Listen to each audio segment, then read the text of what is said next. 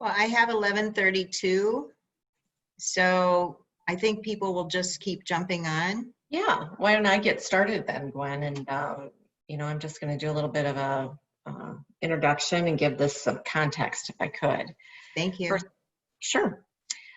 First of all, thank you everyone for coming. I'm Renee Gellerman. I'm the president and CEO of the United Way. And this is our second series of Women United's Lunch and Learn.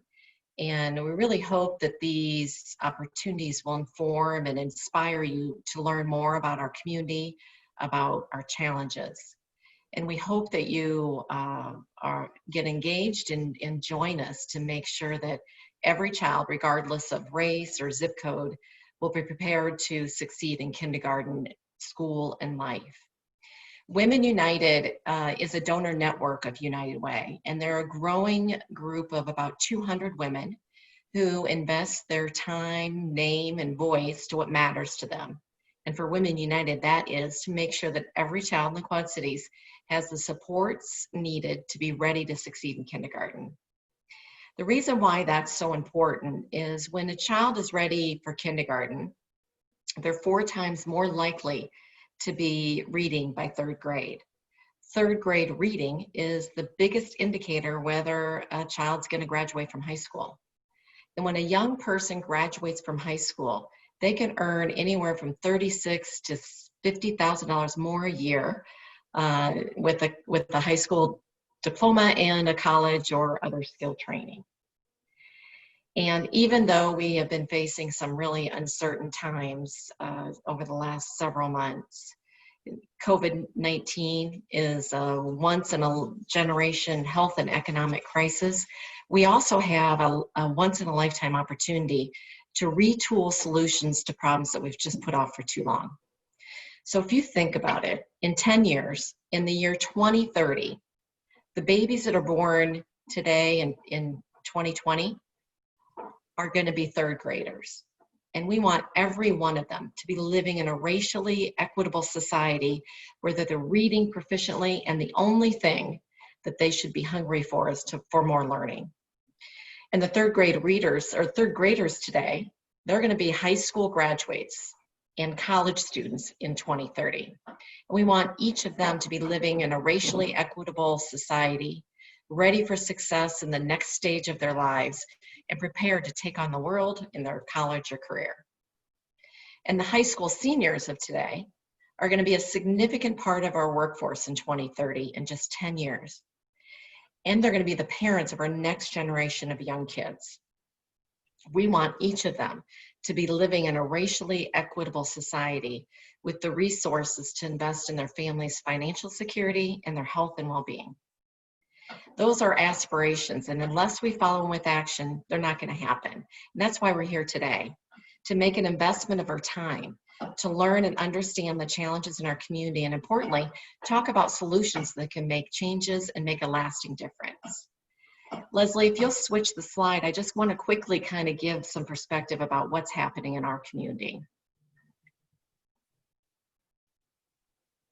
So in our community, 71% of our African American kids are ready for kindergarten. And that is compared to, sorry, I gotta move my screen here, 84% of white students. If we look at, for girls, 12% of our girls are not prepared for kindergarten. For 3rd grade reading, 43% of our African American kids are reading at grade level. That's less than 50% of our African American kids are not reading at grade level at 3rd grade. It's the biggest indicator whether they're going to graduate high school. And 17% of our African American students are not completing high school compared to 10% white students. If we look at the girls, 10% of our girls are not graduating from high school. We can do something about that. Today's presentation, Filling the Opportunity Gap and Advancing Equity for Women and Girls, is being presented by Jasmine and Teresa Babers. If you have any questions along the way, please type them in the chat box. I know that they'll be watching for them, and I will too, and we'll be able to ask them questions at the end. At the age of 15, Jasmine Babers founded Love Girls magazine in response to bullying and sexism and other injustices that she saw with girls and women here in the Quad Cities. Rooted in self-esteem, social justice, and women empowerment, Jasmine created the magazine to provide girls across the country with opportunities in writing, photography, event planning, and leadership. Today, Love Girls magazine has raised over $200,000 and impacted over 25,000 girls across the nation. Currently, Jasmine's a fellow in residence at Peace First. That's a global nonprofit where she works as a storyteller and a communications coordinator. Teresa Babers is also joining us as a lifelong resident of the Quad Cities. She began her career with a degree in journalism from Illinois State University. She's worked for a variety of local nonprofits. She's a community educator for family resources, rape and sexual assault program. She was also the Child Abuse Council New Parent Services Manager, working with at-risk first-time parents for more than 10 years. Currently, Teresa is employed by Bethany for Children and Families. She also volunteers alongside her daughters with Love Girls magazine, a self-esteem and leadership project for young women 13 years old and older. I'm going to turn it over to Jasmine and Teresa. Thanks again, everyone, for being here today. Thank you so much, Renee, for your introduction. I'm going to go ahead and share my screen.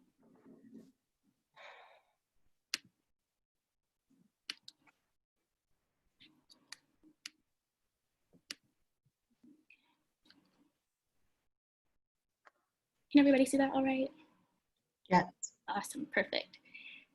Cool, so yes, thanks again for having us. This is really exciting for my mom and I to be able to present together. And my sister is here, which is very exciting, so it's like a family affair.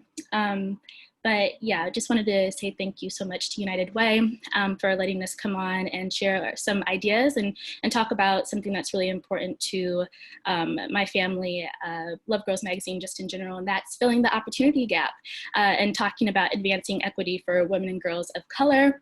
On this first slide, you can see Mariah Martinez, who is one of the young women who has really blossomed in our program at Love Girls, and she tells her story about depression, and I absolutely adore this cover. It's one of my top 5 favorites.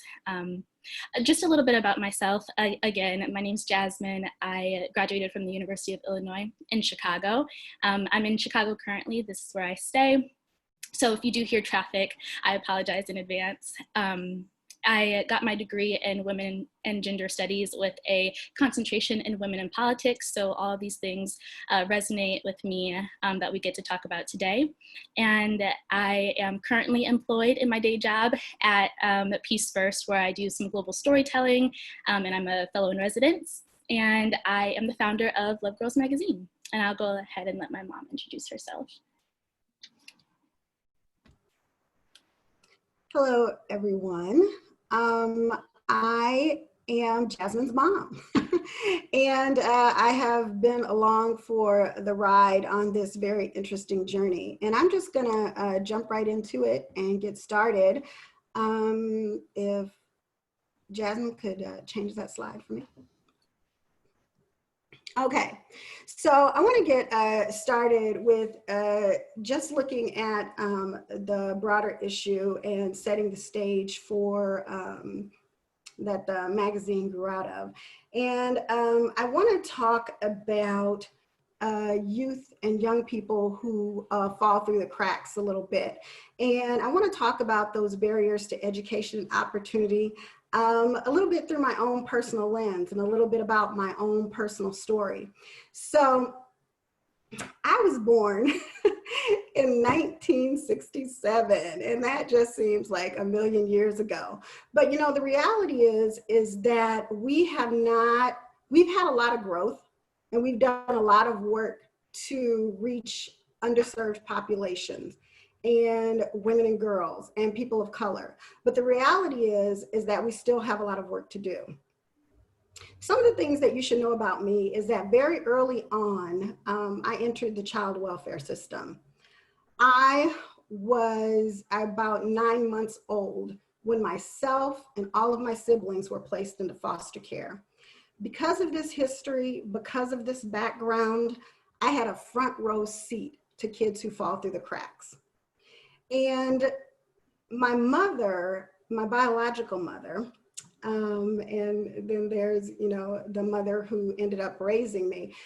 She had 7 children. I was one of those 7 children. She struggled with substance abuse. She struggled with poverty. She was born in the 1930s, which was a difficult time for the country, but also we hadn't made nearly as much progress when we talk about racism and discrimination and those kinds of things. Due to her substance abuse issues and things like that, she was found guilty of neglect. And the thing is that the outcomes were not great. When we look at the 7 children, 4 of them being boys, all spent some time in incarceration. 3 girls, I was one of those 3 girls, obviously, but my other 2 sisters lived in public housing and below the poverty level their entire lives until they died somewhat prematurely.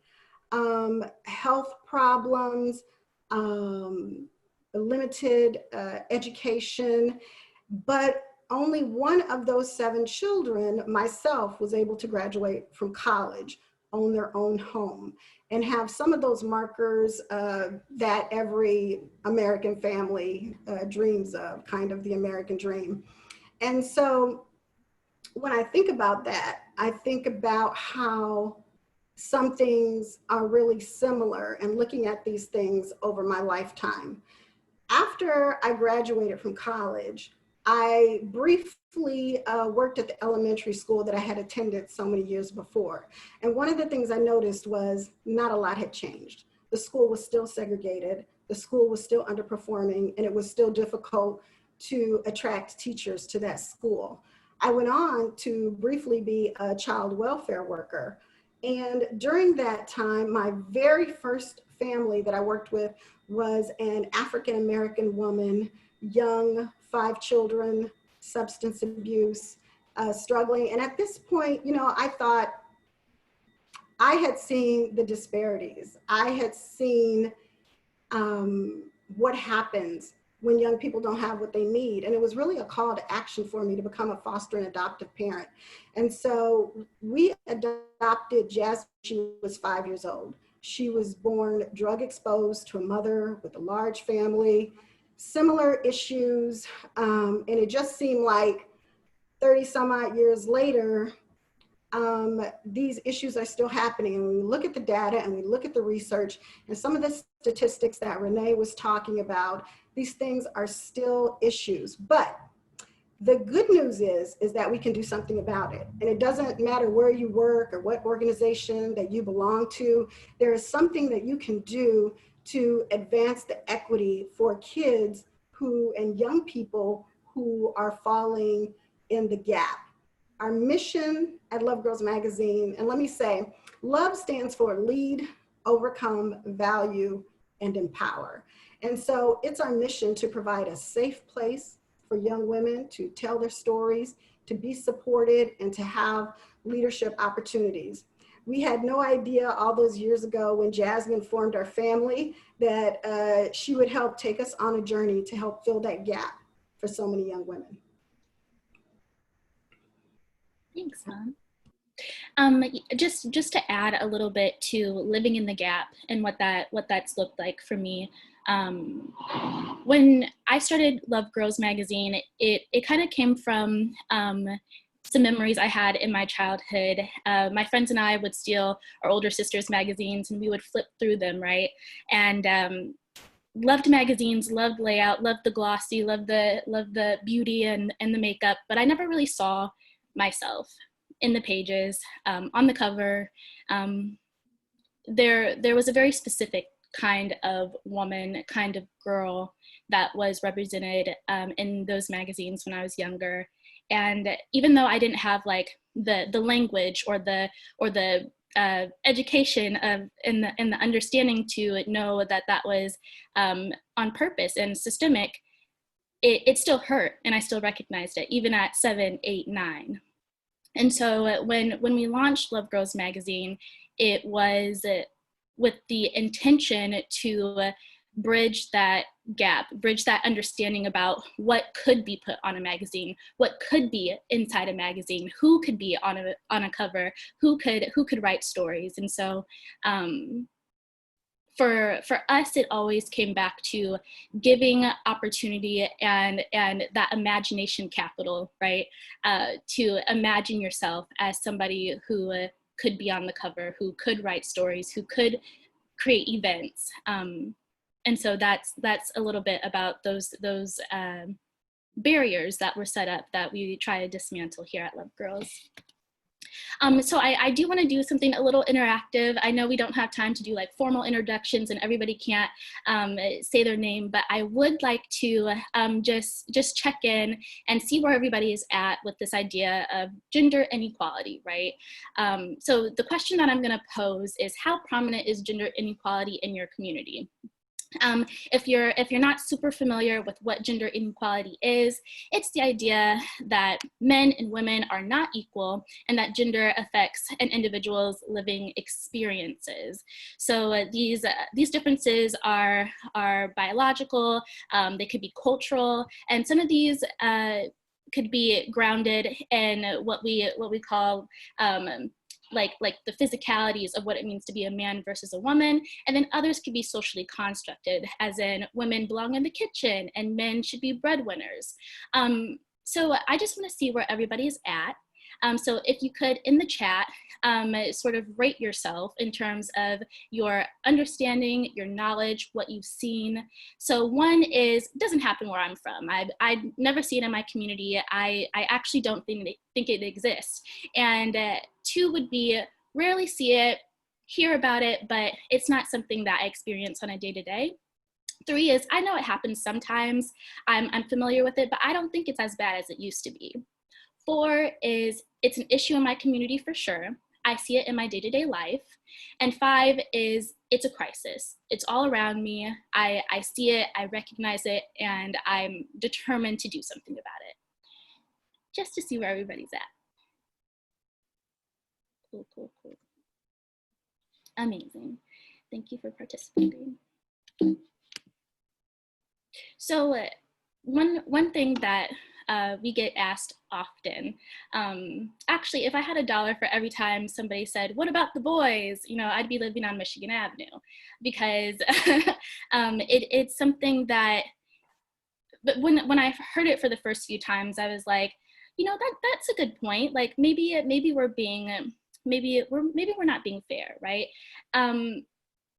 But the purpose of Love Girls magazine is to build community, to celebrate young women, and to highlight our differences in what it means to live as a woman, to live as a young woman, to live as a girl in our communities. And we wanted to create space for women and girls to go and share their stories that are specific to their experiences, right? It's an opportunity to bring women and girls together in mentorship, in events, in bonding over self-esteem, bullying, body image, social justice, because we all have these intersectionalities, but women's culture is a thing. It's real, and it's something that men and boys, or people who identify as men and boys, might not necessarily understand to the extent that we do. So we have this shared history and experiences that are unique to us, and it's something to be celebrated. And so that's what we aim to do. And I'll pass it over to my mom to talk a little bit more about what it means to lead as a woman of color.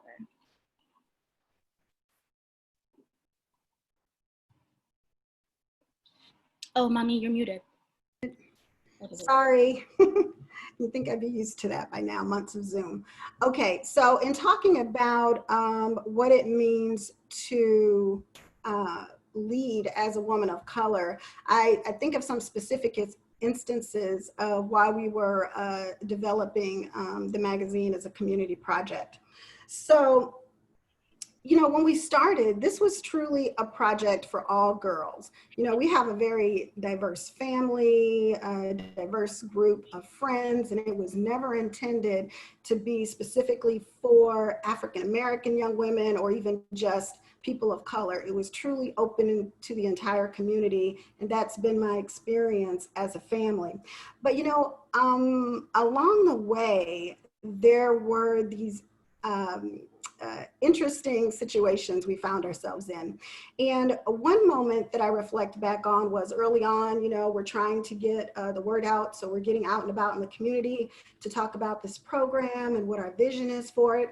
And one of the things the girls did was they participated in parades. And so they were walking along in the parade, they had a banner, you know, they were chanting lead, overcome, value, and empower. And it was a really popular song at that time by Beyonce called Girls Run the World. And we're really excited to be in there. And I was kind of following behind them, just supervising, walking along in the parade. And I could hear this group of young girls talking about this magazine. And they said, Love Girls Magazine, more like Black Girls Magazine. And I looked around and I looked at the girls participating, and in fact, the majority of them were African American or multiracial brown-skinned girls. Although, you know, we had invited, you know, everyone to the table. So in moving along, like even a few years later, the magazine was picking up some success. It kind of caught some national attention, and Jasmine was invited to a youth summit at the Kennedy Center. And I was following this youth summit because she was going to be speaking there, and I wasn't able to be there. And they were tweeting live from the event. And they said, "We're here today with Jasmine Babers from Black Girls Magazine." And nowhere, anywhere on our website or in our information does it say that. And so it led me to ask the question of, are we expected only to lead young women of color? And although I don't necessarily have a problem with that, but the thing is that what does that mean? That are there large groups of people, are there significant number of people who do not accept women of color as leaders unless they're only leading people who look like them? And so those are some of the kinds of things you deal with as you put yourself out there into the community, and you're working to help every girl. So even today, we have a significant number of young women of color that we work with. You know, all of these photos that are in the slideshow today are young women who participate in our program and photos that we've taken of them. They are not stock photos. In this photo, you can see Josephine, who immigrated to this country as a refugee. This is when she was in high school. And also Shemaya, who was a student at Rock Island High School. So we accept the challenge of providing mentorship and leadership for women of color. But we challenge people to think about how they see leadership and women of color.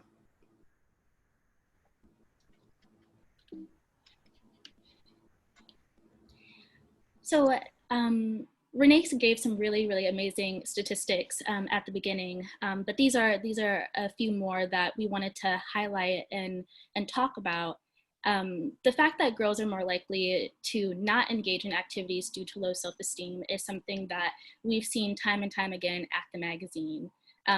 We like to survey our young people as they come on and as they sort of transition out. And what we've noticed is that girls suffer from low self-esteem at a higher rate than boys do. They're more likely not to speak up. They're more likely not to raise their hand in class. They're more likely not to join or try out for sports teams. And this is something that we knew early on, and we've tried our best to encourage and uplift young people to try new things and put themselves into positions of leadership. But I think a lot of us know this next statistic. Women earn about 79 cents on the dollar compared to men. And as for women of color, it's even less. It's about, for Black women, it's about 64 cents at the moment. And thinking about what that means, I saw a quote the other day, and it said, women don't want to be doctors, they don't want to be entrepreneurs, they want to be female doctors and they want to be female entrepreneurs. And when you think about it in retrospect, what's the difference, right? We should all get paid the same for doing the same work. Women are more likely to be victims of domestic violence and violence in general. This is something that we see in the United States, but it's honestly a global issue. Working at Peace First, a lot of women from sub-Saharan Africa, from Asia, Oceania, the majority of their projects, interestingly enough, deals with domestic violence and violence against women. And second is education. And women are underrepresented in the workplace, leadership, and in government. So Michaela is the cover girl in this photo, and she has been really my right-hand gal for several years now. You might know her. She was Miss Iowa in 2018. But Michaela and I met in junior high, and we actually met in gym class, and we were both athletic, but we kind of like to get away with doing the bare minimum, hiding behind the bleachers. And we really bonded over the fact that when the boys were playing basketball, they would never ask us to play, even though we were actually kind of good. And I remember Michaela coming to our first event, the Love Awards, back in 2013, 2014. And I remember her coming up to me and saying, I needed this. I needed to be here. I needed to see you. I needed to see these girls on stage, talking, speaking. And it wasn't until years later that she opened up and told her story about how she was dealing with a lot of mental health issues. And she was depressed, and she attempted suicide earlier that year. And you don't really know what young women are going through. And she does attribute a lot of her success and a lot of the opportunities that she's gotten through the magazine. And if we don't do anything else, this is what we're most proud of. I don't know if you have anything else to add, Mom, to this slide. I would say, Michaela was an integral part of helping to move other girls forward. We were able to provide her a stipend. She was able to assist girls with transportation and getting to meetings. She was able to perform at events. And because she told her story, a lot of other young women told their story. And when she was able to tell that story on national television as a representative of Love Girls magazine, we heard from girls all across the country, and in particular, women of color who were struggling with mental health issues and looking for a place to be supported. I want to talk a little bit more about the fact that we can do something about the equity gap. And one of those things is making sure that everyone has a seat at the table. I have worked at a variety of nonprofit organizations, and one of the conversations that we frequently have is, we post these positions, everybody has an opportunity to work here or have a leadership role, but they're just not applying for the positions. And I do understand that. You could have an ad on Indeed or, years ago in the newspaper or something like that, and no one might apply. But what I can say is it's also your perspective. If you truly want to make space at the table, if you are looking around at the table and people are missing, then you need to be intentional about diversity and you need to ask them. In this photo, we see Sarah, who attends Orion High School. We see La Pa, who is a freshman at Western Illinois University, who graduated from Rock Island High School. And we also see Abida Diaso.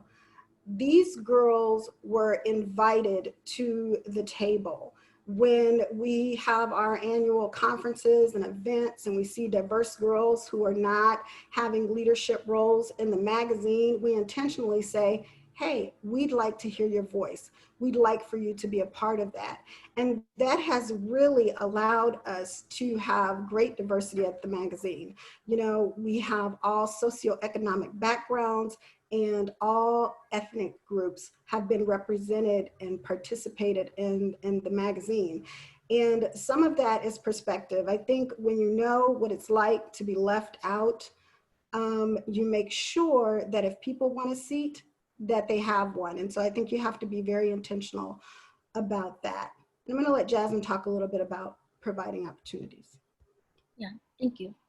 So when we talk about what it means to provide opportunities where you can because they make a difference, I always like to think about that book, If You Give a Pig a Pancake, right? But in our case, it's what happens when you give a girl a camera, right? When you give a girl a camera and you ask her to shoot some photos for just background images. If you could just walk around, take some pictures of this event and send them to us.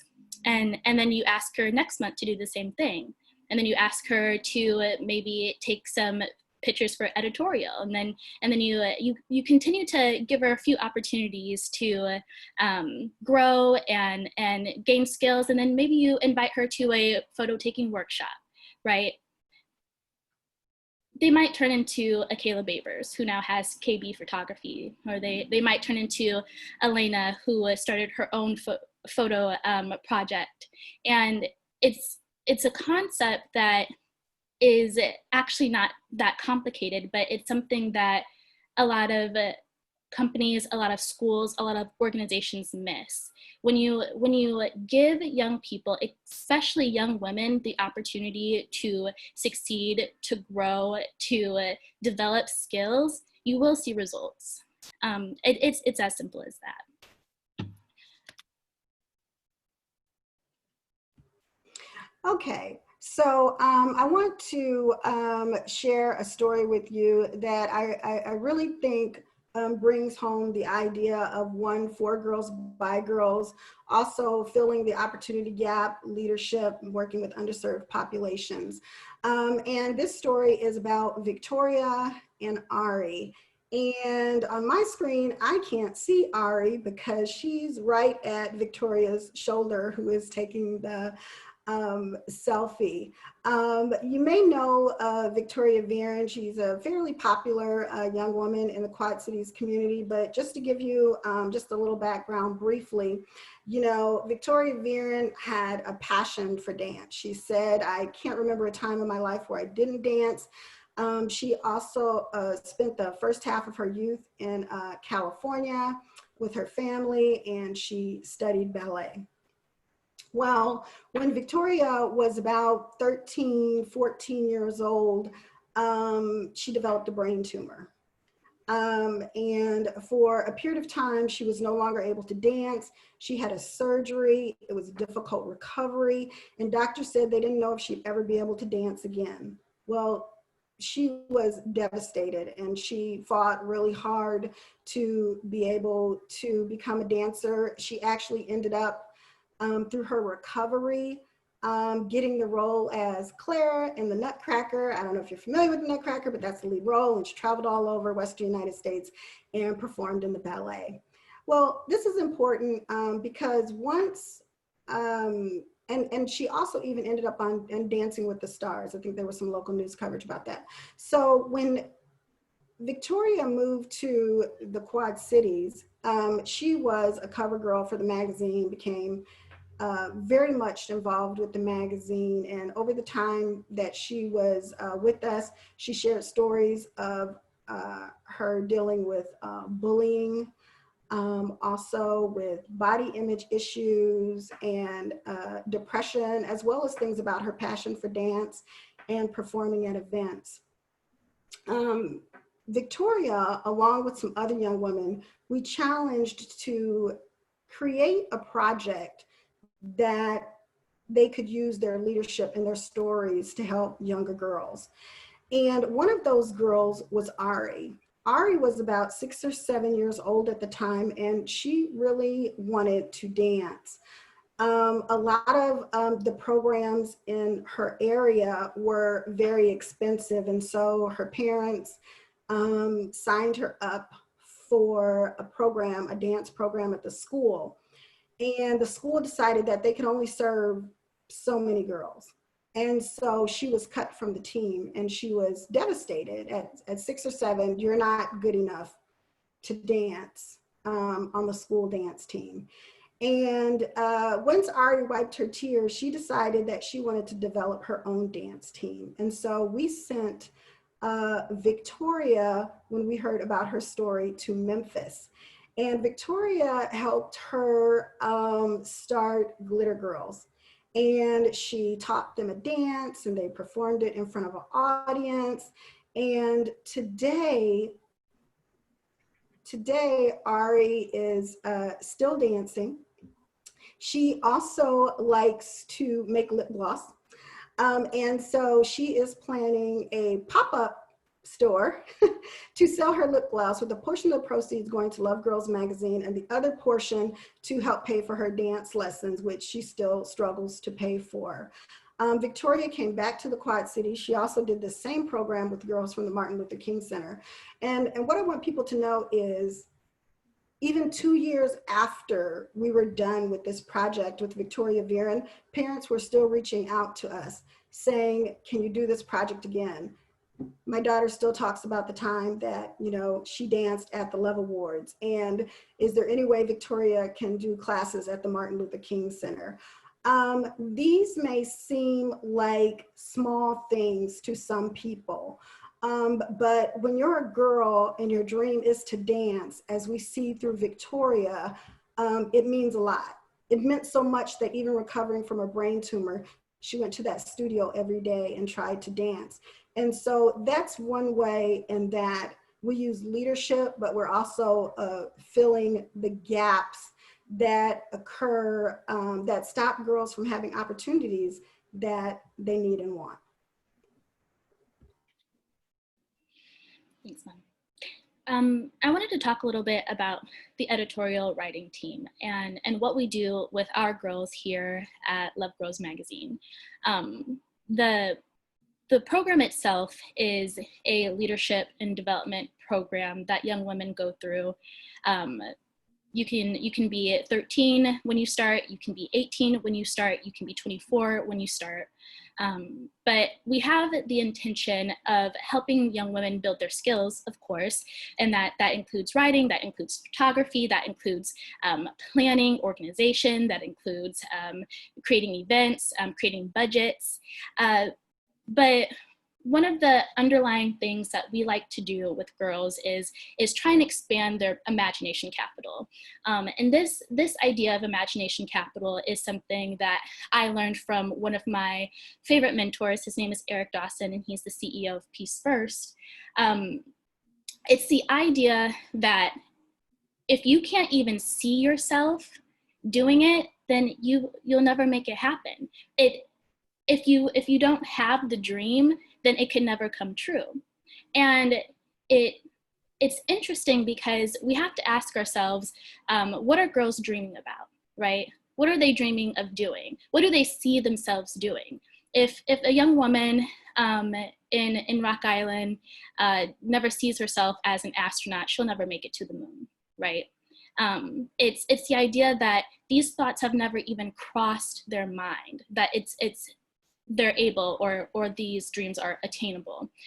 So what we like to do with our girls is we like to provide training and mentorship. Mentorship is one of the most important aspects of our program because we believe in intergenerational communication and connection, but we also believe that our mentors have some wisdom and ideas and have been through a lot of things that our younger girls haven't, and they can learn and connect on those levels. And my mom could also speak to mentorship a little bit more. But we also want them to get into this idea of I can be a writer, I can be a journalist, I can produce media, I can create photo shoots, I can take photos.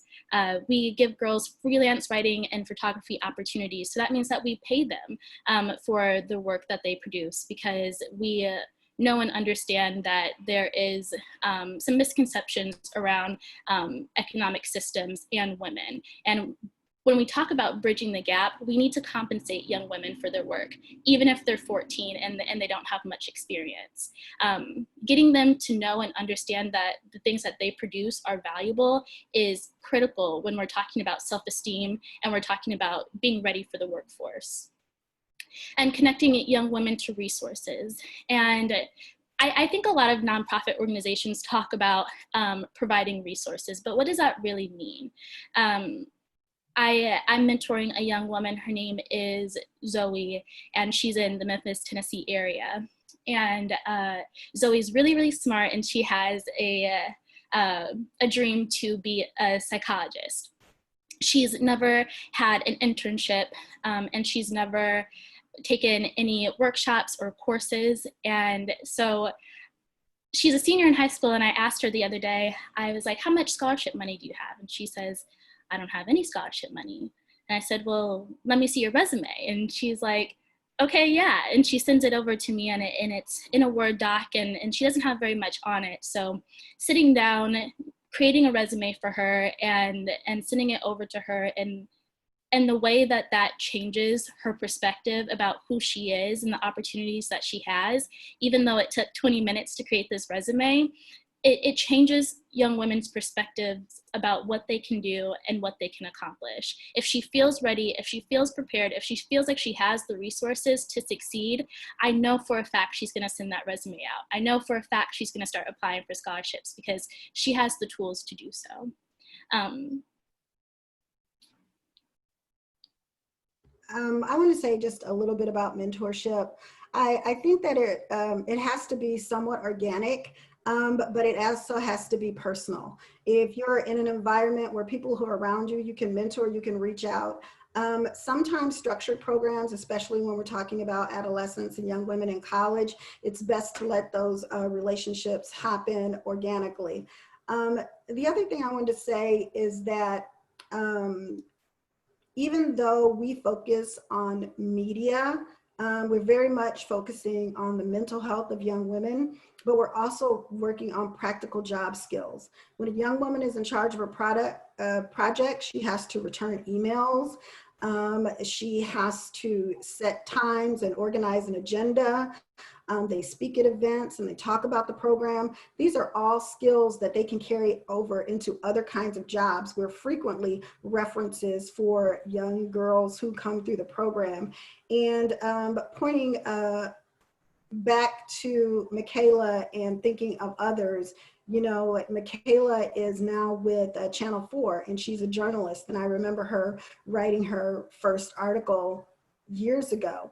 And then we also have a young person, her name is Gwen, who was able to become a part of the Peace First Build program. And they get a grant and they get a training program, but they also get a personal relationship with people like Jasmine and other young women in the program. And so I think all of those things coming together really give young women the support they need to succeed. So I'm checking time and making sure that we feel on track. There are so many stories that we want to share and talk about. A few of them is Michaela's story. She started How About Hope a few years ago as a campaign, a project to raise awareness in her community around mental health. Like I said, when she first came to us, she didn't really talk much about the things that were going on internally.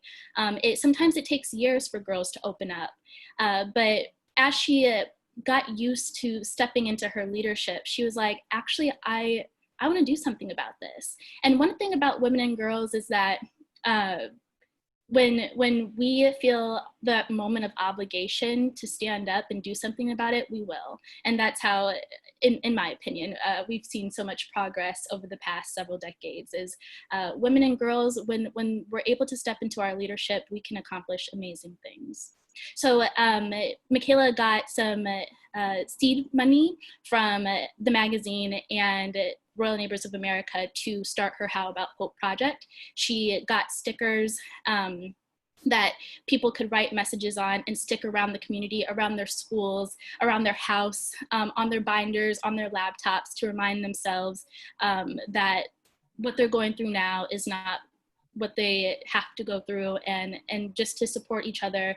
And the project is currently now a 501(c)(3). She just got that last year, and she's continuing to step into her activism with How About Hope. And it started as a small project, and now she's running a nonprofit. Similar to Michaela, we have Tiana Manley. Tiana is a young woman from Davenport.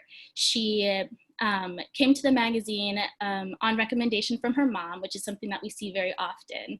And she was a really, really talented young woman who loved to sing, who loved to dance. But her mom did notice that she was struggling a little bit with bullying, with self-esteem. And so Tiana joined the magazine, and she has one of my favorite covers from our early days. But the thing about Tiana is that she now owns Tease Spa and Beauty. And the first time I met Tiana was on the day of her cover shoot, and she was getting her makeup done by Robin Ryan. And I remember her being so excited, so into the makeup, and she was like, I love this. I love makeup. I love beauty. I love feeling good. I love making other women feel good. I love everything about this. And as Tiana got used to being in the magazine, taking on leadership roles, starting to be at cover shoots, behind the camera, behind the scenes, she really realized that this is something that she wants to do. She wants to support women around feeling good, around feeling beautiful on the outside, but even more beautiful on the inside. And so she started Beauty Within. And then another. Can I interrupt you?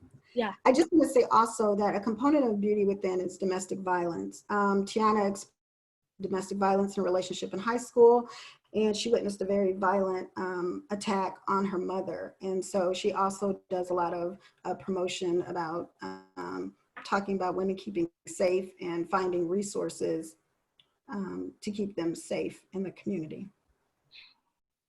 And then I'll let you do the last two ones. Closet to Closet is something that I'm really excited about. So Amy and Amber Haskell are young women who have been a part of the magazine for a few years now.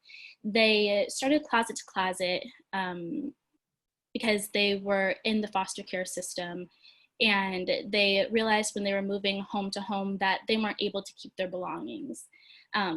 And this is something that we've seen through my mom's work, through some research that I've done for fostering incarceration, that young people aren't able to keep their belongings when they move from foster care home to foster care home. So Amy and Amber Haskell created Closet to Closet in the Quad Cities to collect donations around food, clothing, and hygiene products for young people in the foster care system. They have amazing clothes, they have amazing resources, and they actually are brick and mortar. So if you have any clothing donations or anything like that, please check them out and see if you have anything to donate to them. Something that's interesting about Amy and Amber Haskell is that they came to the magazine and we wrote a story on them, and they were really excited about the work that they were doing. And I had won the Peace First Prize maybe a year before we had met them. And at that time, it's $25,000 for the magazine, and it was an amazing opportunity. And my mom and I remember Peace First contacting us for the All-State Good Starts Young. And we immediately thought about Amy and Amber Haskell and their project. we ended up asking them to apply to the application, and they ended up being invited to Chicago to participate in the Good Starts Young, and they actually won. They won $5,000 for their project Closet to Closet, and they were able to get their brick and mortar building, and being able to open up and provide opportunities to young women like that is one of the things that me and my mom really pride ourselves on doing with the magazine. And I'll let you talk about picture empowerment and share the load. Okay, I'm going to wrap up here. I'm looking at the time, and there might be a couple minutes if people have questions, but I do at least want to be able to mention them by name. And Operation Share the Load, that's Maggie, while staying in a hotel while their home was being built. She met a lot of homeless people and knew that the expense of washing clothes was great. And so we recently gave her $500 to help families in the Quad Cities with their laundry expenses and supplies. And then also Picture Empowerment, which provided free senior portraits to local high school students. And that is with Elena. So there's many, many, many stories, but you can see how just encouragement and support and a place for people to gather, making sure that there is space for people from diverse backgrounds can really change the trajectory of their life.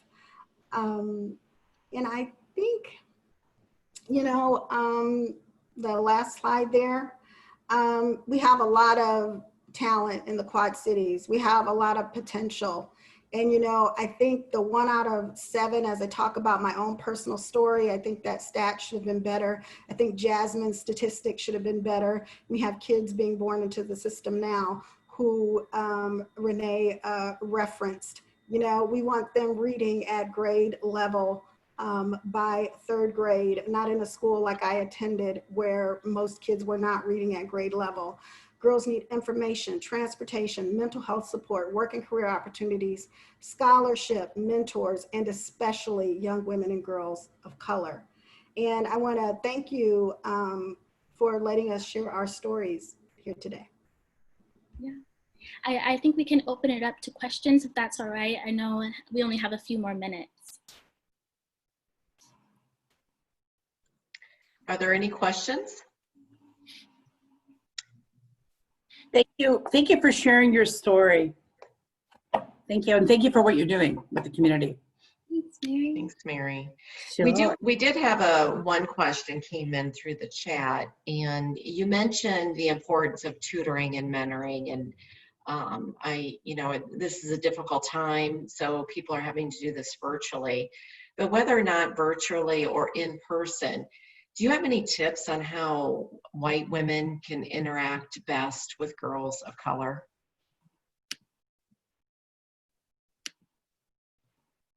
I don't know if Jasmine had any thoughts about that or not. You know, I kind of go back to what I was saying before in terms of be approachable, because we weren't Black Girls Magazine. We were never Black Girls Magazine. That was an assumption that people made. I think you can make an assumption that a young person of color doesn't want to work with the white woman, and that's not true. White families adopt children in foster care. They adopt people of color. These things do happen. They're very successful, and there are wonderful stories. I have had white children in my home that are in foster care. I've had African-American children in my home. So I think letting down some of that guard and those barriers and connecting with people irregardless of race. Mm-hmm. Yeah. Thank you for that, Teresa. It reminds me of just looping back to the 21-day equity challenge that a few of you had mentioned in the beginning, is really a learning journey on how we can better understand each other in our community and how we can make a difference in the realities. And I know that I'm sure I'm speaking for this entire group. You've inspired us today to be change agents and to think differently about how we interact with other girls and women. And thank you so much for all that you do for our community. Can I say something? Yeah, Maggie. I'm very much, not only was I very interested in this program that you talked about in the Love magazine, I would love to talk to girls about running for elected office. Mhm. And all females, whether they're black or white, have this low self-esteem. And they always say, well, what if I lose? I said, you know, no male that I've ever talked to ever asked that question. They're not going to lose. In fact, they wake up in the morning and look in the mirror, and they might be shaving if they're old enough, and they say, I think I'll be governor. No one has asked them to be governor, but they talk about that. So I would love to talk to girls, even in high school, as they get older, that they really need to think about representing other people, other women in the legislature. And of course, right now I just finished running this organization 50-50 in 2020. What did that mean? I was trying to get 50% of Iowa legislators to be female. Well, unfortunately, we didn't make it. We only got 30%, but I'm not going to give up. Women are the major, well, just quickly, women are the major voter in Iowa, 53%. And I have told my male colleagues, do you remember what democracy is about? It's actually about being the majority. I'm not even trying to be the majority. I'm trying to be equal with you guys. Why do we have to be only 30%? Why can't we at least be 50% when we are more than 50% of the voters? So I'd love to talk to young women whenever they'd like to talk. That's excellent. Thank you so much, Maggie. And you've really done a lot in that area. And I know there's a lot of women that are running for office and are in office because of your leadership and influence over the years. So as we wrap up, I want to make sure that we stay on schedule. You know, before we leave, just tagging on top of Maggie's comments, everybody, we encourage everyone to exercise your right to vote. We're looking for candidates and supporting candidates that advocate for system changes in education, income, and health for every person in Iowa and Illinois, and in the Quad Cities in particular. We want to encourage you to continue to learn about these sort of issues, and we would encourage you to check out our website, unitedwayqc.org, to register for our upcoming Equity Summit on October 15th. So please check that out. Leslie will follow up with some links and so forth. And everyone have a wonderful day. And thank you again for your participation. And Teresa, Jasmine, and Kayla for all you're doing to help kids and girls in the Quad Cities. Thank you. Thank you. Bye. Thank you. Thank you very much. Please call me, anyone who wants to run.